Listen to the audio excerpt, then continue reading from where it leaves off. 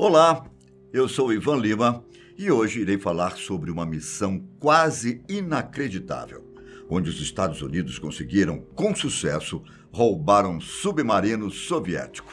E nossa história começa logo após a Segunda Guerra Mundial, quando se iniciou uma disputa muito famosa, a Guerra Fria. Mas diferente do que muita gente imagina, a Guerra Fria, na verdade, não se refere a um conflito em específico, mas sim a um período histórico, em que houve muitas disputas estratégicas e conflitos indiretos entre os Estados Unidos e a União Soviética.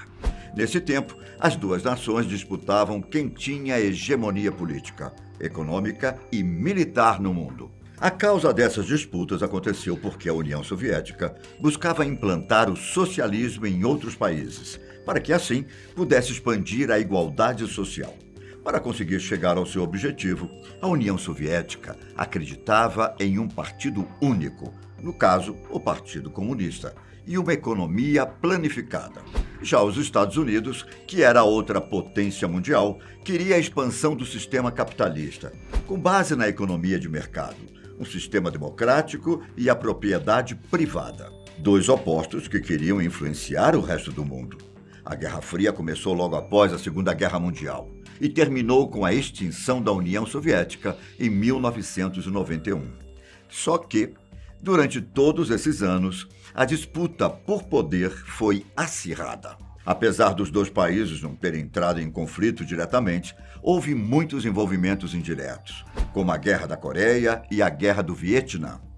E foi durante essa disputa armamentista entre as duas superpotências que houve também a corrida espacial, que inclusive fez o homem chegar à Lua.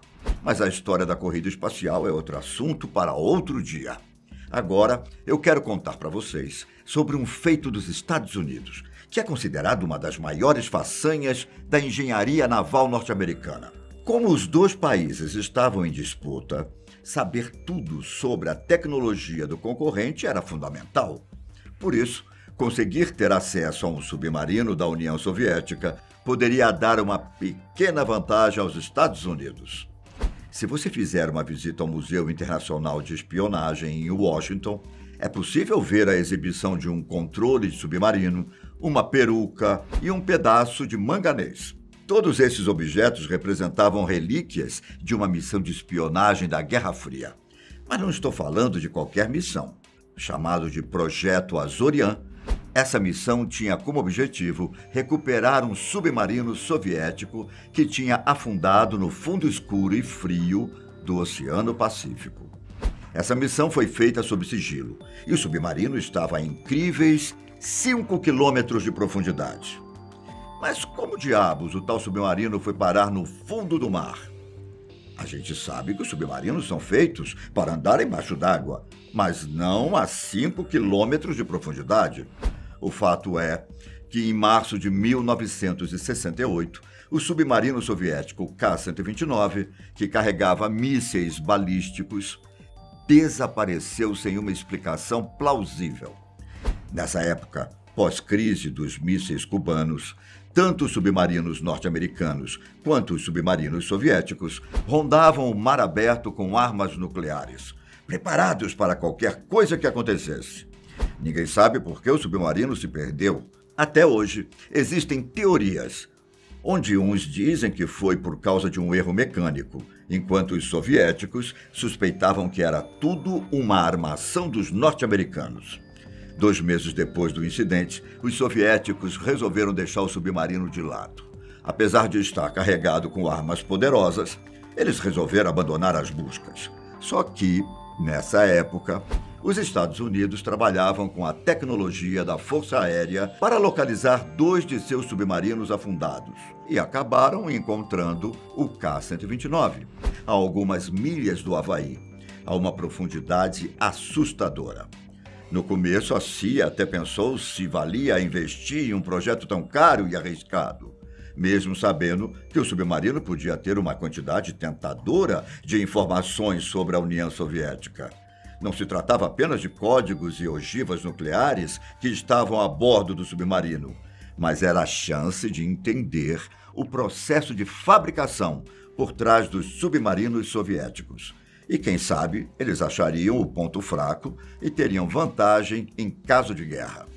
Além disso, um ano antes, a União Soviética tinha conseguido uma grande vantagem em relação às armas nucleares.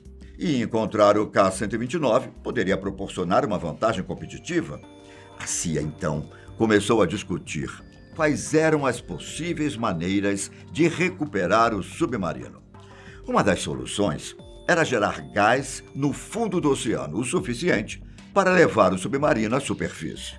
Uma ideia legal, mas difícil de ser colocada em prática.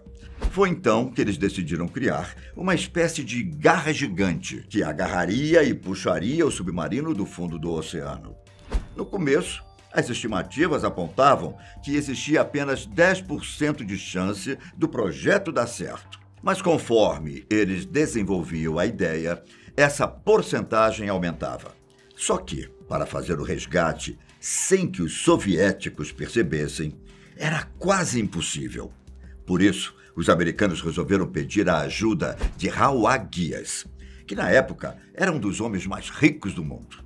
Além de aviador, engenheiro aeronáutico, produtor de cinema e diretor cinematográfico, Gies concordou em ser o disfarce da CIA, que inventou um plano onde o bilionário iria construir um enorme navio para explorar minas valiosas de nódulos de manganês no fundo do mar. O navio foi chamado de Gies Glomar Explorer e, em 1972, o navio saiu para fazer alguns testes. O engraçado é que a imprensa americana não sabia nada sobre o navio. Muito pelo contrário. Eles noticiavam que era um navio misterioso e que seu destino e missão não tinham sido divulgados. Depois, o navio navegou até a Califórnia, onde foi carregado com equipamentos. Enquanto isso, a garra que iria capturar o submarino estava sendo construída. Em 1974, finalmente, a garra passou a fazer parte do navio. E no verão desse ano, o navio finalmente partiu para o local onde faria o resgate do submarino soviético. Mesmo com 2 navios soviéticos vigiando o Glomar Explorer, a missão continuou sem ser detectada. Eles, então, começaram a esticar os 274 tubos de aço pesado para o fundo do oceano. Após cerca de uma semana de trabalho e um lento progresso, eles finalmente conseguiram chegar ao K-129. O projeto, além de ter custado milhões de dólares e 6 anos de planejamento, ainda precisava ser feito com muita delicadeza, para que tudo saísse como planejado. Depois que as garras chegaram ao submarino e começou a puxá-lo, todos acharam que o plano realmente daria certo.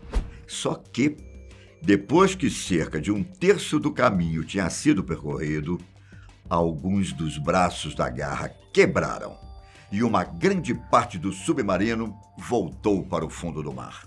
Metade do submarino foi salvo, mas a outra metade voltou para o fundo do mar. São vários mitos que rondam a metade que foi recuperada. Uns afirmam que o que realmente interessava para os norte-americanos foi para o fundo do mar. Outros acham que eles nunca revelariam o que encontraram no K-129. Mas o que se tem certeza é que foram recuperados os corpos de vários tripulantes que estavam dentro do submarino, que receberam funeral militar no oceano. No ano de 1992, o então diretor da CIA, Robert Gates, enviou um filme da cerimônia ao presidente russo Boris Yeltsin. Segundo o New York Times, uma parte do submarino foi capturado, mas sem os mísseis ou compartimento que informasse aos americanos os códigos de operação dos soviéticos.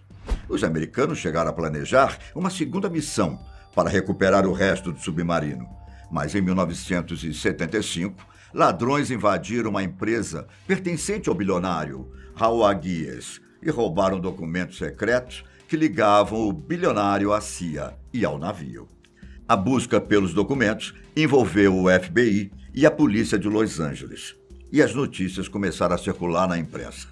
A embarcação só voltou a operar no fim dos anos 1990, nas mãos de uma companhia que a restaurou e aplicou na exploração de petróleo em águas profundas. Embora tenha sido um pouco decepcionante, a operação foi vista como um dos maiores feitos da engenharia naval americana. O guias Glomar Explorer viveu o resto de sua vida marítima, perfurando poços de petróleo no mar profundo.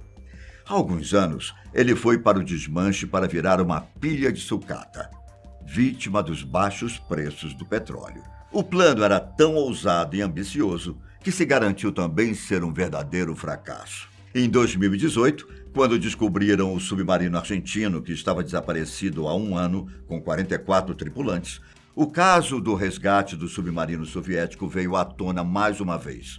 Foi até pensado que a mesma tecnologia pudesse ser usada para resgatar os corpos, mas descartaram essa possibilidade. Bom, essa foi a história de como os norte-americanos resgataram um submarino de forma discreta. Eu me despeço por aqui. Até a próxima. Tchau.